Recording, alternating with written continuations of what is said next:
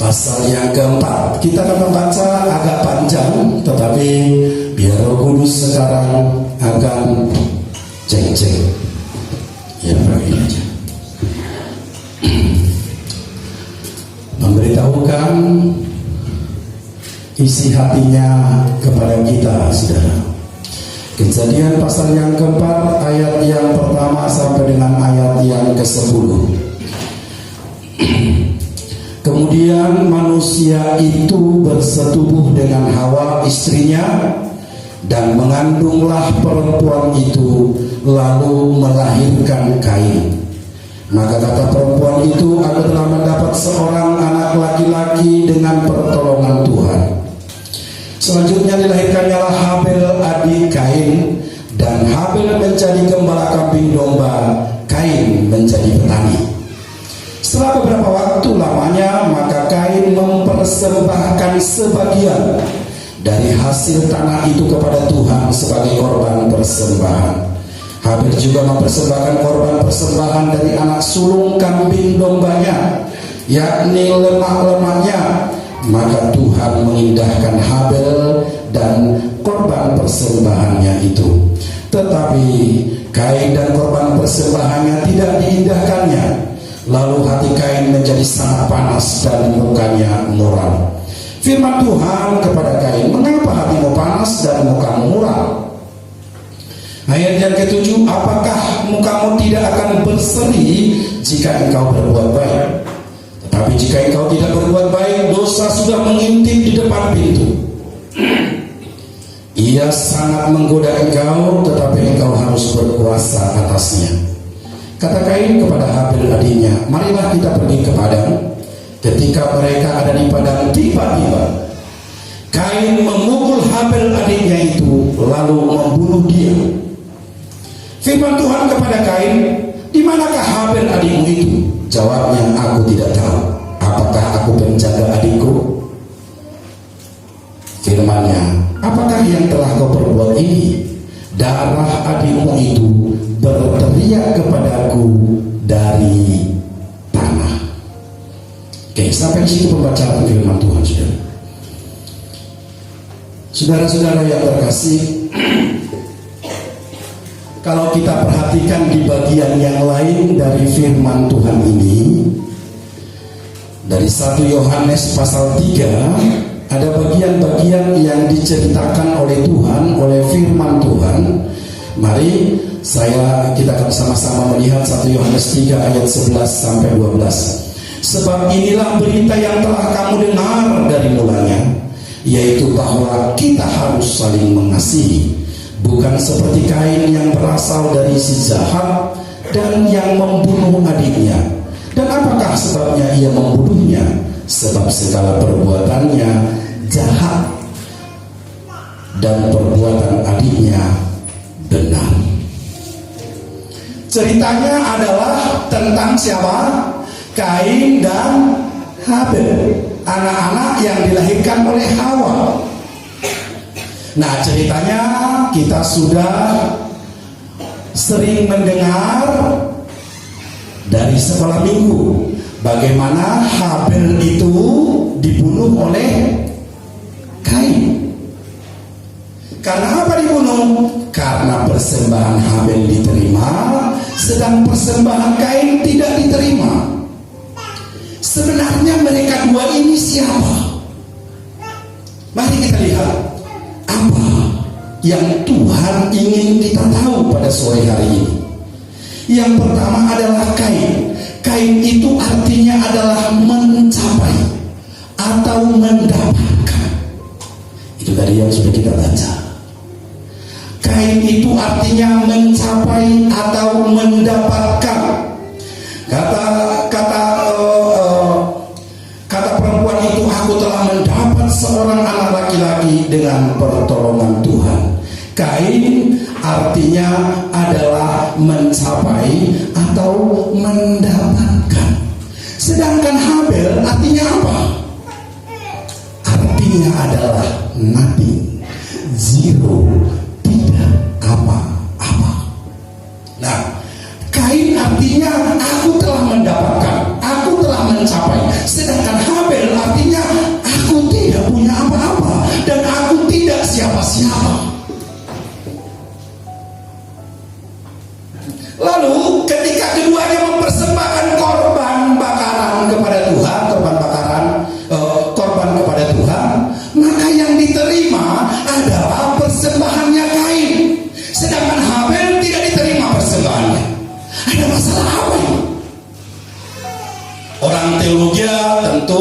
pikir ada teorinya sendiri karena mempersembahkan darah. Oke. Tetapi malam hari ini, sore hari ini, mari kita lihat kenapa tidak diterima. Sekali lagi, jangan sampai lupa. Kain artinya tadi apa? Mencapai atau mendapatkan. Sedangkan Habel artinya apa? Tidak apa-apa. Zero, nothing. Tidak apa-apa. Tidak ada apa-apa. Nah, ketika dikatakan seperti itu, maka kita mulai melihat apa yang Tuhan tuliskan dalam firman Tuhan ini tentang mereka berdua. Kain mengatakan, kain ini memiliki arti. Kain memiliki arti mendapatkan atau mencapai.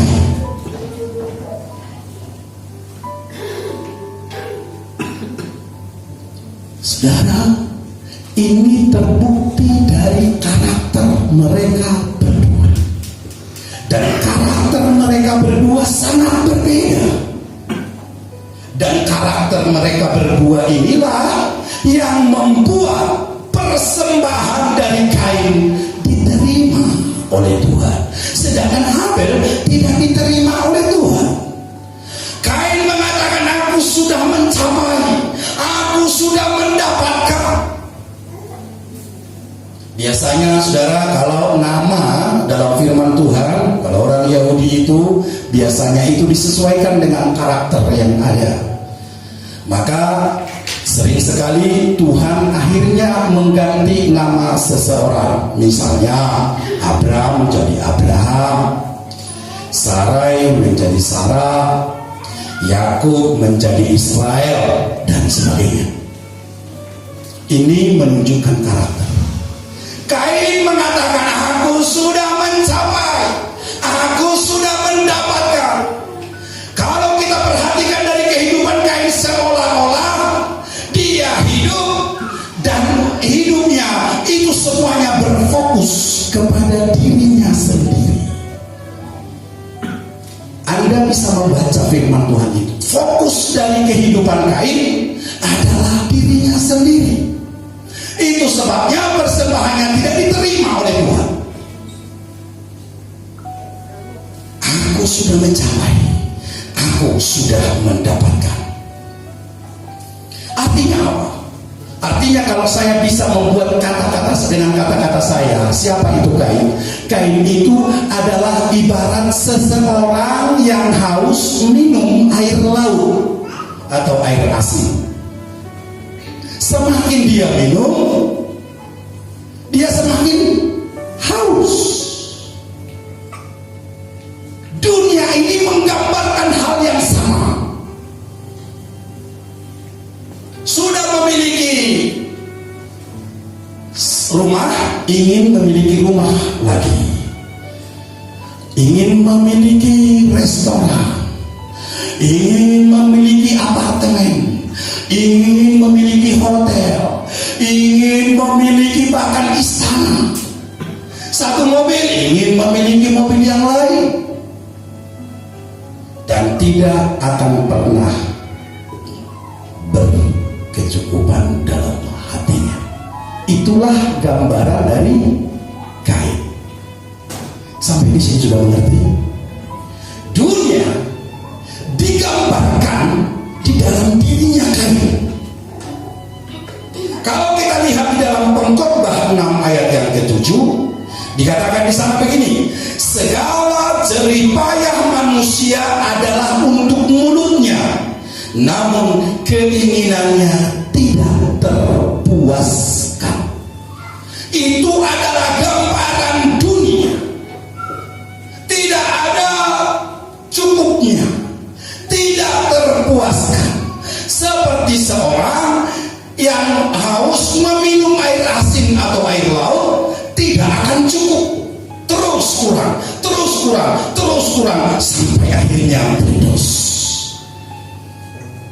Banyak orang yang saya kenal, sebagaimana sering kita bicarakan, karena banyaknya tanah dan rumahnya, ini teman saya dekat, tidak ingat ini tanah ini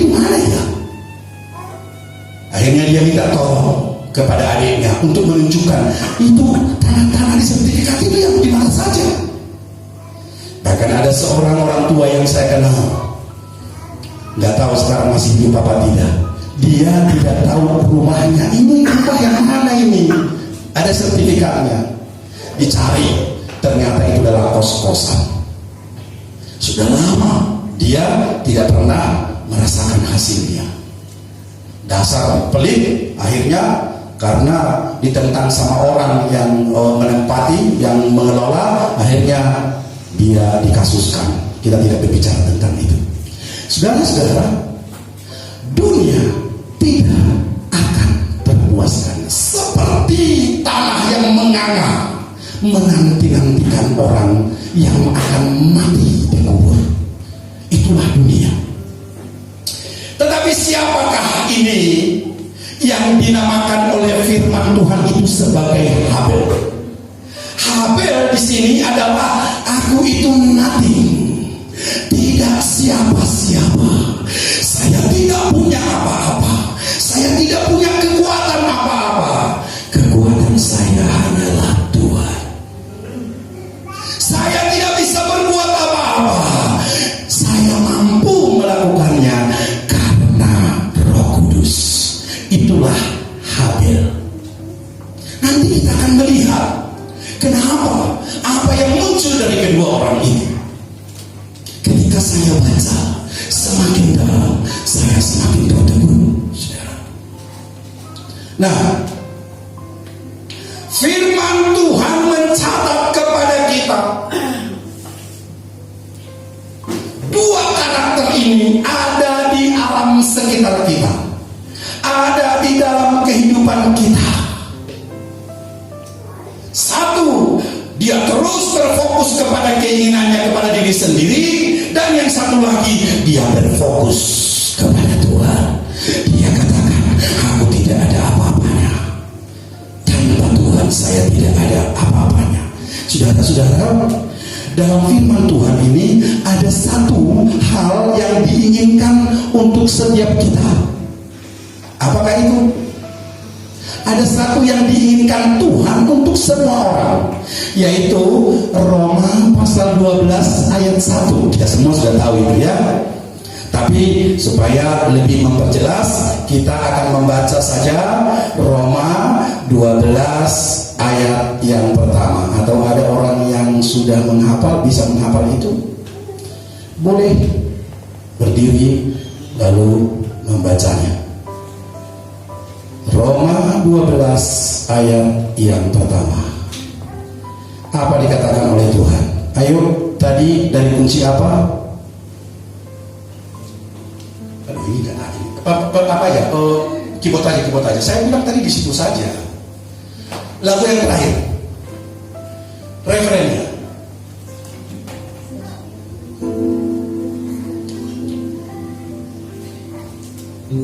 Lagu lagi. Oke, mulai dari refrennya. Mana tadi?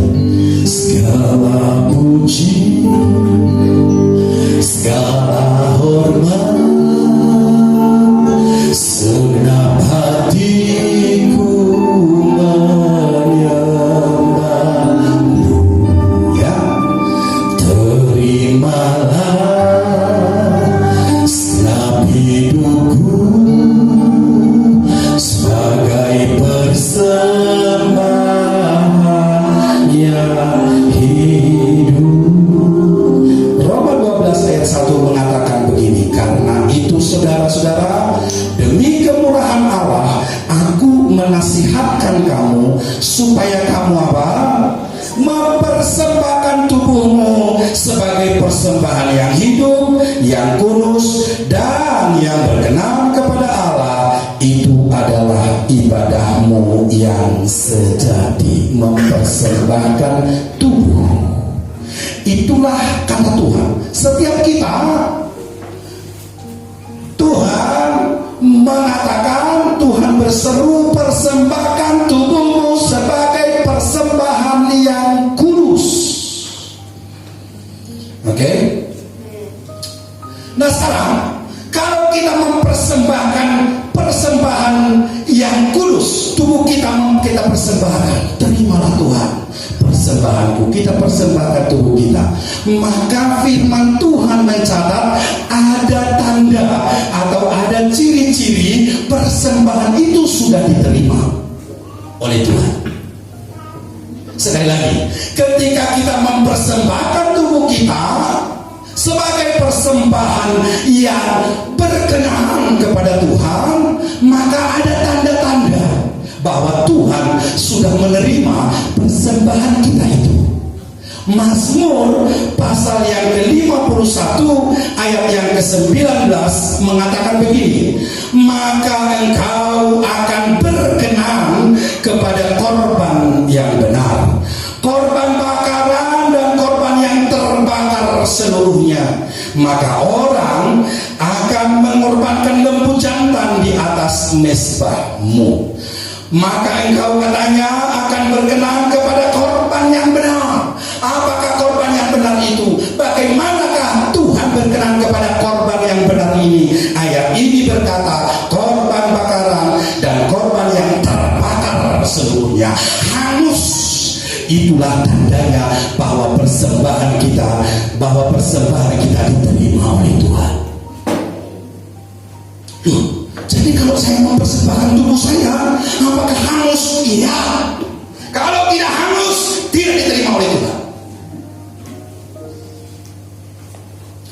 Sampai nothing, dari something menjadi nothing, dari somebody menjadi nobody, dari yang ada dipersembahkan hangus dibakar.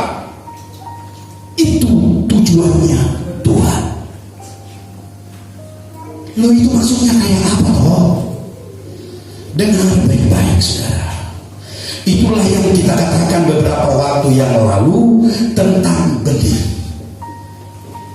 Benih itu harus dikubur, ditanam dalam tanah. Lalu pertanyaan saya, ketika biji itu ditanam, apakah biji itu tambah besar? Tidak. Buktinya nanti biji itu akan sukses apa? Dia harus mati. Dia mengembang dalam tanah, lalu muncullah akar. Akar itu menembus tanah, membawa biji itu akhirnya kelihatan. Sudah tumbuh. Biji itu masih bawah ke atas. Lalu dari dalam biji itu akan pecah. Keluarlah apa yang disebut dengan daunnya. Lalu semakin besar daun itu, maka biji tadi semakin besar apa bagaimana? Biji tadi itu semakin hancur. Semakin besar daun itu, semakin hancur biji tadi itu, benih tadi itu. Dan ketika dia semakin besar, daunnya sudah lengkap, maka biji yang tadi ditanam itu akan lepas. Baru tanaman itu akan bertumbuh dan dia akan berbuah. Kalau dia adalah mangga, dari satu biji menjadi jutaan biji. Harus ada kematian. Harus hancur. Ini bagaimana caranya? Coba saya ajak dulu Anda untuk melihat firman Tuhan. Ini maaf, HP-nya ini agak error terus ini. Saya ajak untuk melihat 1 Petrus pasal yang keempat. 1 Petrus pasal yang keempat, ayat yang ke-12 dan 13.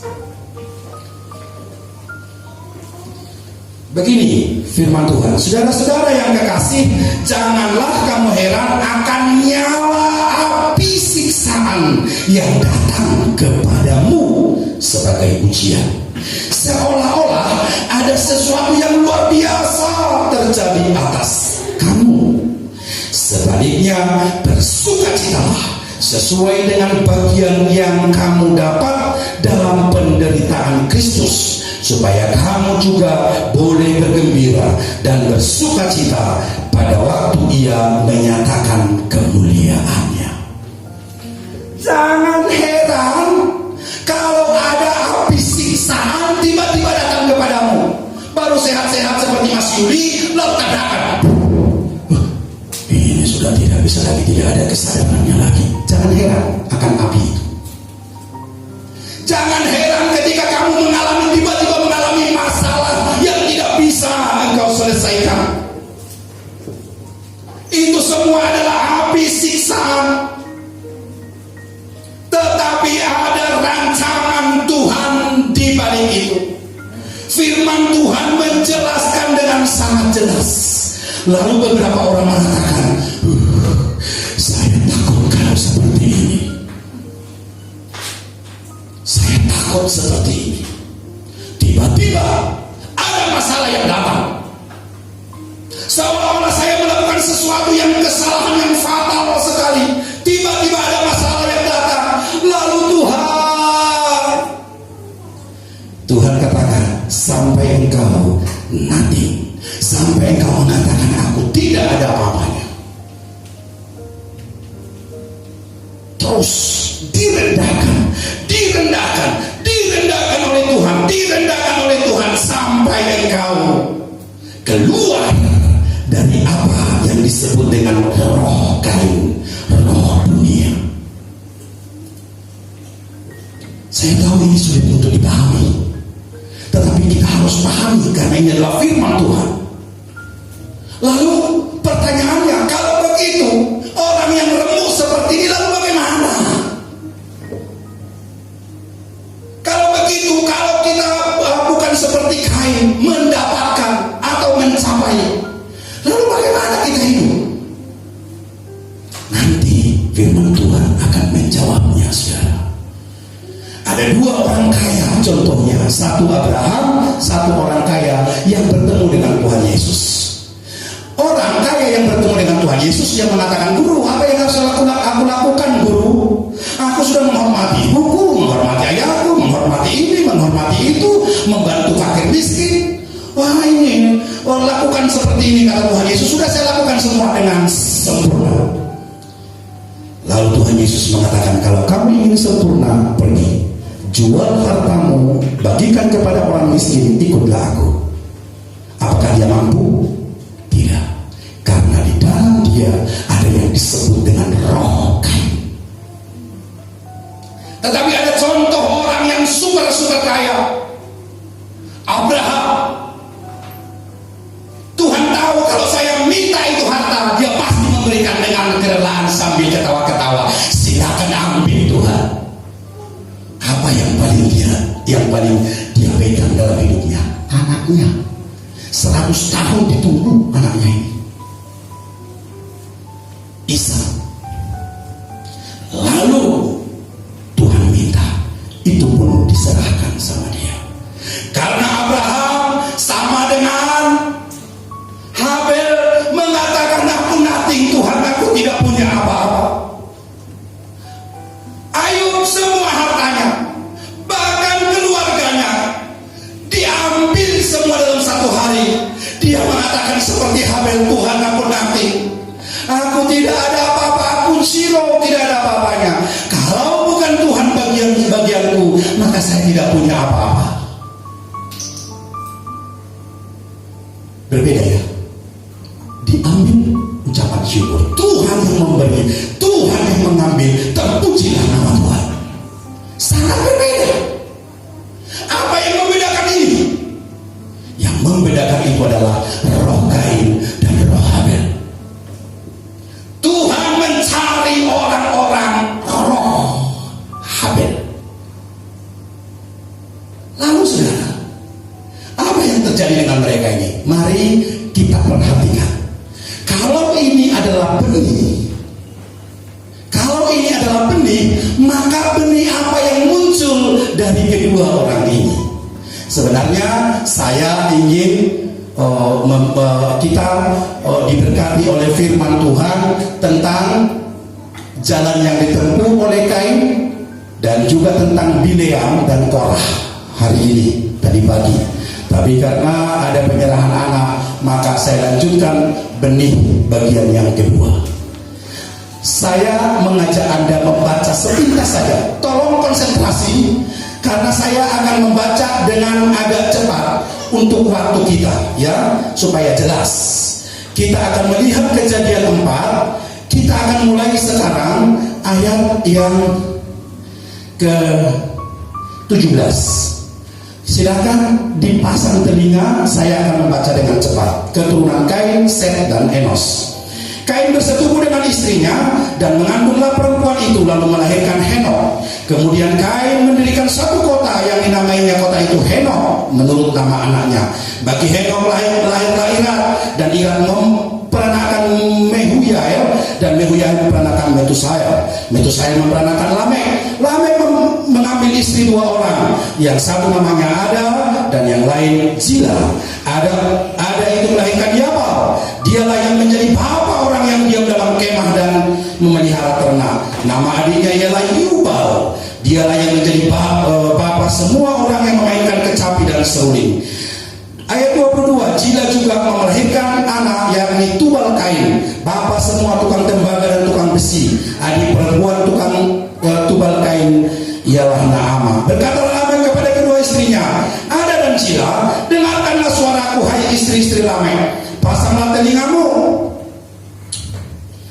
dan perkataanku ini. Aku telah membunuh seorang laki-laki dan ia melukai aku, membunuh seorang muda karena ia memukul aku sampai bengkak. Sebab jika Kain harus dibalaskan 7 kali lipat, maka Lamek 77 kali lipat. Adam bersetubuh pula dengan istrinya, lalu perempuan itu melahirkan seorang laki-laki yang bernamanya Set. Sebab katanya, Allah telah mengaruniakan kepadamu anak yang lain sebagai ganti Habel, sebab Kain telah membunuhnya. Lahirlah seorang anak laki-laki bagi Set juga, dan anak itu dinamainya Enos. Waktu itulah orang mulai memanggil nama Tuhan. Oke, berbahagialah kita yang mendengarkan firman Tuhan. Sekalipun agak cepat, namun saya akan menunjukkan beberapa poin kepada Anda sekarang. Lalu 2 orang ini benihnya melahirkan apa? Kalau kita lihat tadi dalam ayat yang ke-17, inilah keturunan Kain. Kain tadi itu adalah mendapatkan, mencapai, artinya mendapatkan atau mencapai. Lihat keturunan Kain itu siapa? Ayat 17, lahirlah Henok. Henok ini menjadi ahli administratif. Artinya ini Henok menjadi pendiri kota. Lahir bagi Kain. Lalu setelah itu dalam ayat 18 lahirlah Lamek. Lamek itu adalah pembunuh berdarah dingin. Lihat apa yang dikatakan kepada 2 orang istrinya. Lalu di ayat yang ke-20 lahir Yabal bagi Kain. Siapa Yabal ini? Ahli bangunan dan peternakan. Lalu setelah itu lahir ayat 21 lahir Yubal. Siapa dia? Ahli musik dan seni. Lalu selanjutnya ayat 22 lahirlah yang disebut dengan Tubal Kain. Dia ahli teknologi. Hebat-hebat gak? Hebat-hebat gak? Anaknya Kain ini, anaknya dunia ini, hebat-hebat gak? Hebat-hebat.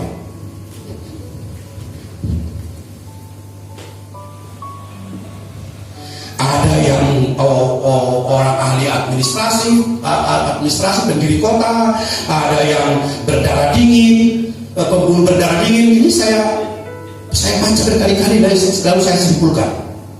Ada yang ahli bangunan dan peternakan, ada yang ahli musik dan seni, ada yang ahli teknologi. Muncul dari Kain. Betul dia mencapai atau dia mendapatkan. Betul namanya. Lalu siapa yang lahir dari Habel? Kalau kita perhatikan, dilihat dari ayat 25, lahirlah sebagai pengganti dari Habel, kata Tuhan. Pengganti dari Habel, jelas firman Tuhan mencatatnya. Kenapa kok diganti? Ini menggambarkan Kristus. Pengganti. Lahirlah pengganti dari Habel, dilahirkan oleh Hawa, namanya Set. setelah itu lahirlah Enos. Dan Enos ini dikatakan oleh firman Tuhan, pada waktu itulah orang mulai memanggil nama Tuhan. Keturunan siapa? Habel. Mulailah orang memanggil nama Tuhan. Saudara-saudara, ini penting untuk kita ketahui. Ini sangat penting untuk kita ketahui. Mari kita lihat siapa-siapa saja. Kalau kita melihat Kejadian pasal yang ke-5, Kejadian 5, dikatakan di sana itu Adam, ayat 3-nya itu setelah Adam Set lahir, lalu ada beberapa orang. Enos, pada waktu Enos lahir mulai dipanggil nama Tuhan. Setelah itu ada lagi yang lahir dari keturunannya, namanya adalah siapa ya? Kita teruskan saja sampai ketemu Henok. Henok ini akhirnya dikatakan pada waktu Henok ini dia mulai bergaul dengan Allah. Ini keturunan Set, keturunan Habel. Lalu setelah Henok ini, lalu ada lagi Metusalah. Metusalah itu adalah orang yang umurnya paling banyak di seluruh dunia. Lalu setelah itu muncul lagi Nuh. Nuh adalah awal dari kehidupan setelah air bah. Dan kalau kita lihat Kejadian pasal 5, semua orang-orang yang ada di sana, yang dijelaskan sebagai anak-anak dari Habel atau Set ini, semuanya diceritakan oleh firman Tuhan lengkap dengan umurnya.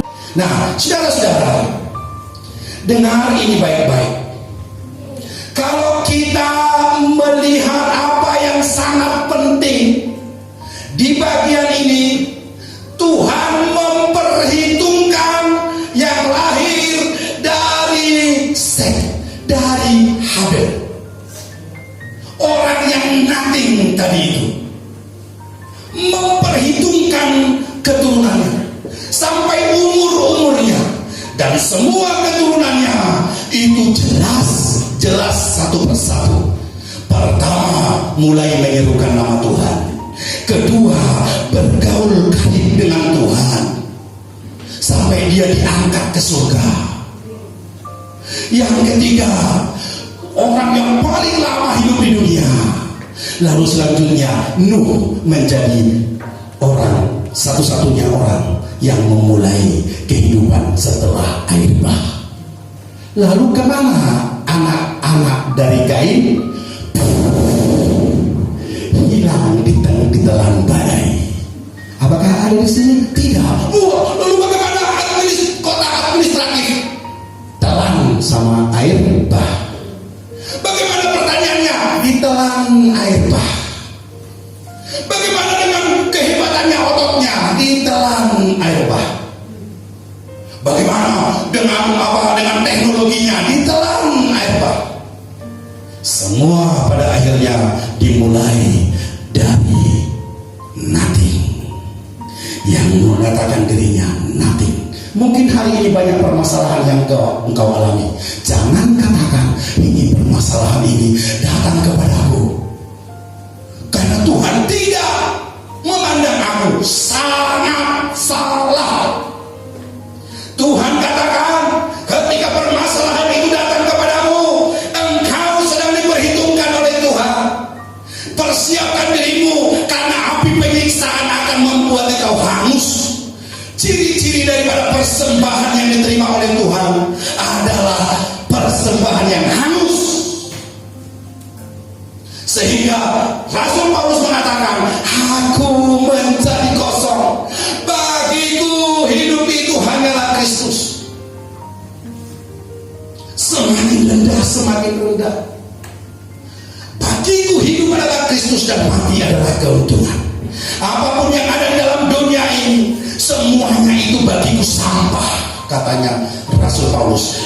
Aku mau mati supaya aku mendapatkan menang di dalam Kristus. Itulah yang dilakukan oleh Tuhan Yesus. Dan itulah puji-pujian kita mulai dari sekolah minggu. Tiap hari semakin dia harus makin bertambah. Tuhan semakin bertambah. Ku harus makin berkurang. Bagaimana engkau bisa berkurang? Disiksa dengan api penyiksaan. Tetapi dalam semua hal pencobaan yang ada, Tuhan tidak pernah meninggalkan kita. Dia bersama-sama dengan kita di setiap musim hidup kita. Ingin hidup berkenan kepada Tuhan? Langkah pertama, persembahkan tubuhmu sebagai persembahan yang hidup dan yang berkenan kepada Tuhan. Ketika ada masalah datang kepadamu, engkau bisa katakan, Tuhan, aku mati. Tidak ada apa-apanya aku Tuhan. Kalau bukan Tuhan menjadi bagianku, semuanya percuma. Anda bisa melihat bagaimana kehidupan saya pribadi sampai jam 12 malam. Kadang-kadang saya harus kerja. Bahkan orang, saya tidak bisa menggaji orang. Ada masalah apa dengan saya?